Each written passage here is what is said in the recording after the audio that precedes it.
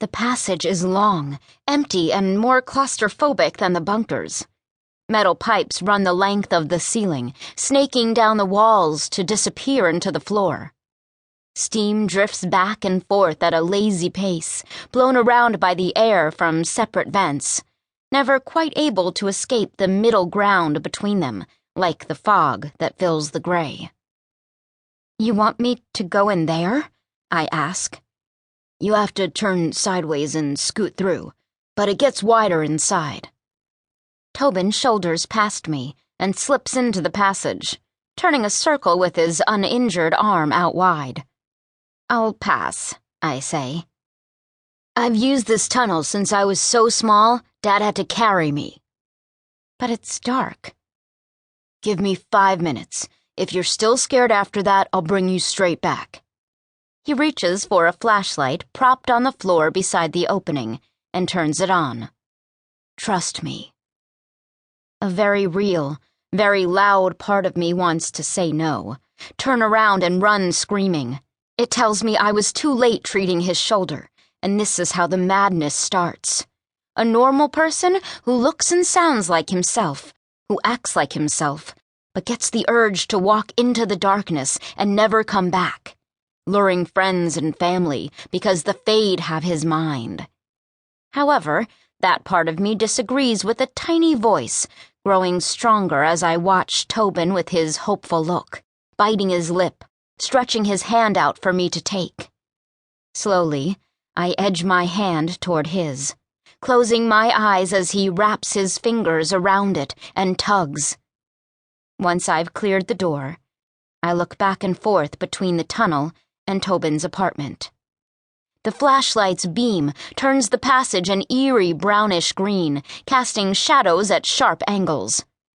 But inside the apartment, the light's warm and sunny.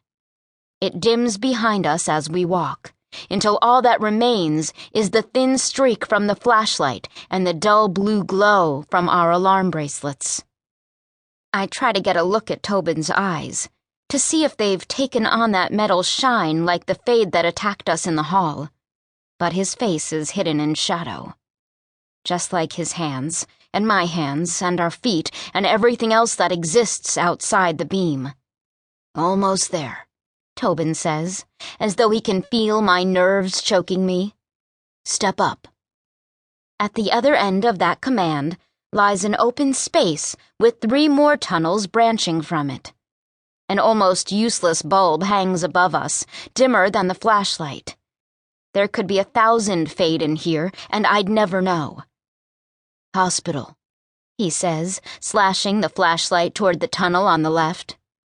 "Common hall," is the middle one. "The well," he names the last. He steers me right, and we start toward the well, but he never tells me what it is. The world behind us no longer exists. It's bleak and empty, and no matter how hard I try to keep my word, my legs are heavy, slowed by the twisted scenarios usurping my attention. Tobin could have turned Fade. He could be on his way to the dark right now to join the others. Or, confident that I'm Fade-proof, he could have decided I'm a bargaining chip to trade for his father. Neither possibility ends well for me. At the point I'm ready to hit my alarm and alert security, something reflects the beam back at us. There's a metal panel set into the wall, identical to the one in his linen closet. Tobin hands me the flashlight, jogging ahead. I let the beam shine up and into his face, but the relief at seeing his eyes still brown is short-lived. He presses the panel, and the door slides away. Fresh air floods the tunnel, warm and sweet, as the seal breaks.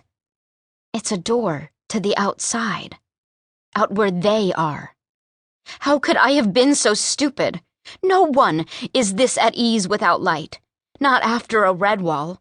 Not after a Fade slices into them. Not when there could be more of them anywhere. "This way," he says, taking my hand to pull me out into the darkness. I press my feet against the cement, but it's slick from the steam. "Tobin, please don't give me to the Fade."